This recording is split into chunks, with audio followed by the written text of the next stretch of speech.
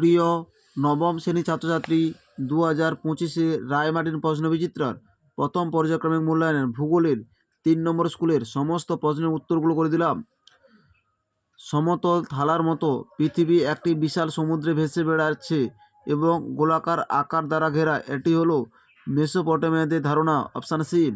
Eratosthenes পর্যবেক্ষণে 21শে June মধ্যাহ্ন সূর্যরশ্মি লম্বভাবে পড়েছিল আলেকজান্দ্রিয়ার। Option C. যে গ্রহের পরিক্রমণ গতিবেগ সবচেয়ে বেশি তা হলো বুধ। Option A. পৃথিবীর কক্ষপথের আকৃতি উপবৃত্তাকার। Option C.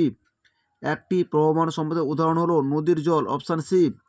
গুজরাটের লাম্বা যে শক্তি উৎপাদনের জন্য বিখ্যাত তা হলো বায়ুশক্তি। Option C.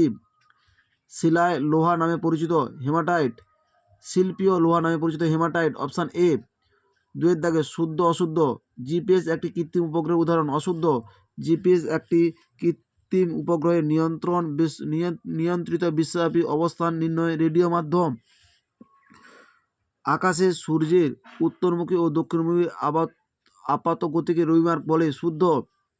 ভারতের প্রথম তৈল শোধনাগার ডিগবয় গড়ে তোলা হয়। শুদ্ধ। জলকে সাদা কয়লা বলে। অশুদ্ধ। জলবিদ্যুৎকে সাদা কয়লা বলা হয়। 2 মেরুতে পৃথিবী সবচেয়ে ধীরে আবর্তন করে। শুদ্ধ। বিদ্যাগে ফুকোর দোলকের বলের ওজন ছিল 28 কিলোগ্রাম। আমাদের ড্যাশ ঋতুতে আন্টার্কটিকা থেকে মেরুপ্রবাহ দেখা যায়। এই প্রশ্নের উত্তরটি মনে হয় শীত বা গ্রীষ্ম ঋতু হতে পারে। তোমরা পারলে কমেন্টে জানিও। নিয়োগরেখার বছরে ড্যাশ দিন বিষুব হয় 21শে মার্চ ও 23শে সেপ্টেম্বর। বিদ্যালয় একটি সামাজিক সম্পদের উদাহরণ। ভারতের তামিলনাড়ু রাজ্যের অধিকাংশ ম্যাগনেটাইট খনি দেখা যায়। বিভাগ খ। অভিগত গোলক কি?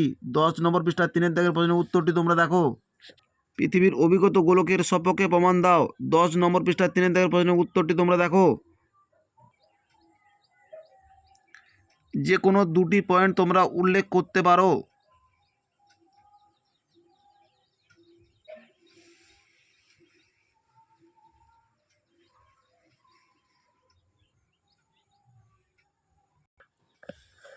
জিওড কাকে বলে? 26 নম্বর পৃষ্ঠা 5 দাগের প্রশ্নের উত্তরটি তোমরা দেখো।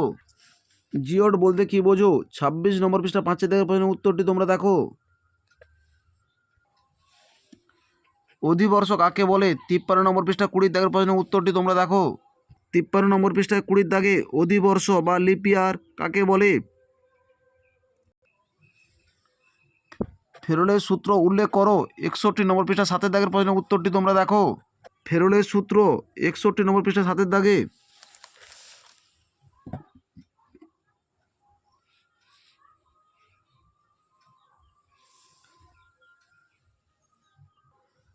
তোমরা অবশ্যই ছবিটি উল্লেখ করবে।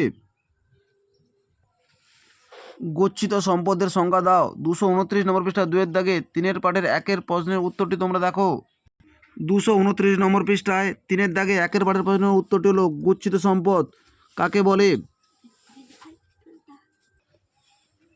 ভারতের প্রথম ভূতাপ শক্তি কেন্দ্র হলো লাদাখের পুগা উপত্যকা ও বৃহত্তম সৌর বিদ্যুৎ কেন্দ্রের নাম হলো টাটা পাওয়ারের সোলার সিস্টেম। টাটা পাওয়ারের সোলার সিস্টেম।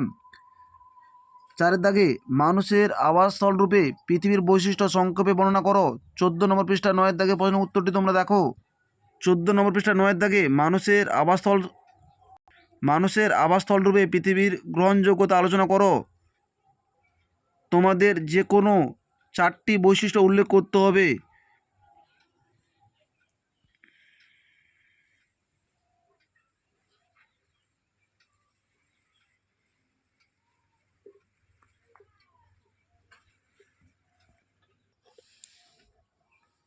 পৃথিবীর অভিগত গোর্গাকৃতি সম্পর্কে জন রিচার্ডের পর্যবেক্ষণ ব্যাখ্যা করো। 10 নম্বর পৃষ্ঠা 3 দাগের 5 পাঠের প্রশ্নের উত্তরটি তোমরা দেখো। 10 নম্বর পৃষ্ঠা 3 দাগের 5 পাঠের প্রশ্নের উত্তরটি ঘড়ির সময়ের পার্থক্যের মধ্যে 1671 খ্রিস্টাব্দে ফরাসি বিজ্ঞানী জন রিচার্ড তার 1.5 মিটার লম্বা পেন্ডুলামযুক্ত ঘড়িটি, যা প্যারিস শহরে সঠিক সময় দিক সেটিকে নিয়ে যখন নিরক্ষীয় অঞ্চলের কেইন দ্বীপে যান তখন লক্ষ্য করেন ঘড়িটি 2.12 মিনিট ধীরে চলছে। ঘড়িটির সময় ঠিক করতে তিনি পেন্ডুলামের 1/4 ইঞ্চি ছোট করে দেন। এই ঘটনা 16 বছর পর নিউটনের মহাকর্ষ সূত্র থেকে এই বিষয়টির সঠিক ব্যাখ্যা পাওয়া যায়। নিরক্ষীয় অঞ্চলের কেইন দ্বীপে মাধ্যাকর্ষণ শক্তির প্রভাব প্যারিস শহরের তুলনায় কম হওয়ায় ঘড়িটি ধীরে চলতো। এর থেকে প্রমাণ হয় যে নিরক্ষীয় অঞ্চলে স্ফীত এই মাধ্যাকর্ষণ শক্তির প্রভাব কম এবং মেরুর দিকে ক্রমশ চাপ, তাই মাধ্যাকর্ষণ শক্তির প্রভাব বেশি।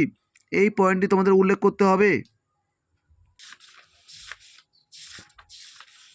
সৌরদিনের তুলনায় নক্ষত্র দিন ছোট, কারণ ব্যাখ্যা করো। 48 নম্বর পৃষ্ঠায় 3 দাগের প্রশ্নের উত্তরটি তোমরা দেখো।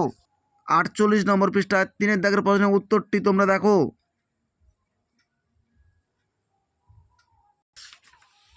দক্ষিণ গোলার্ধের তুলনায় উত্তর গোলার্ধের শীতকাল প্রায় 1 সপ্তাহ কম স্থায়ী, কারণ নির্দেশ করো। 56 নম্বর পৃষ্ঠায় 8 দাগের প্রশ্নের উত্তরটি তোমরা দেখো।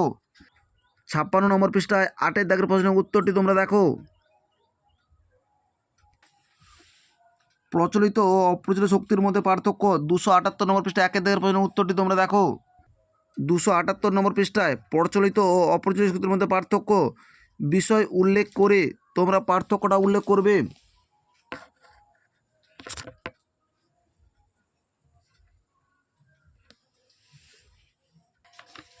সম্পদের বৈশিষ্ট্যগুলো বর্ণনা করো। 228 নম্বর পৃষ্ঠায় 1 দাগের প্রশ্নের উত্তরটি তোমরা দেখো। সম্পদের বৈশিষ্ট্য বিষয় উল্লেখ করে বৈশিষ্ট্যগুলো উল্লেখ করবে।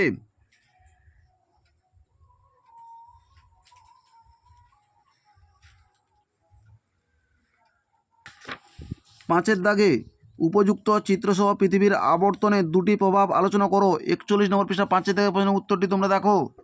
পৃথিবীর আবর্তন গতির ফলাফল।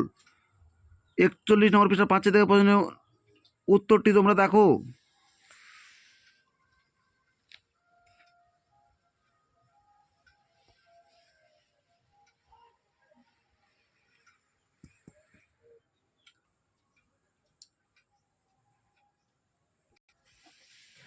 জলবিদ্যুৎ উৎপাদনের অনুকূল ভৌগোলিক পরিবেশ বর্ণনা দাও। 270 নম্বর পৃষ্ঠা 6 দাগের প্রশ্নের উত্তরটি তোমরা দেখো।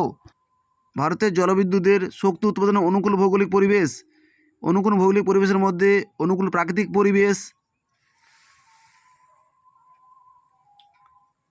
অনুকূল অর্থনৈতিক পরিবেশ, সবগুলো তোমাদের উল্লেখ করতে হবে। 270 নম্বর পৃষ্ঠা 6 দাগের প্রশ্নের উত্তরটি তোমাদের উল্লেখ করতে হবে। আমাদের ভিডিওটি যদি তোমাদের ভালো লাগে তাহলে তোমরা লাইক করো, শেয়ার করো। আমাদের চ্যানেলে নতুন হয়ে থাকলে চ্যানেলটিকে সাবস্ক্রাইব করে পাশে থাকা বেল আইকনটি ক্লিক করে রাখো। আমাদের ভিডিওগুলি পাবলিশ করার সাথে সাথে সবার আগে তোমাদের কাছে পৌঁছে যাবে।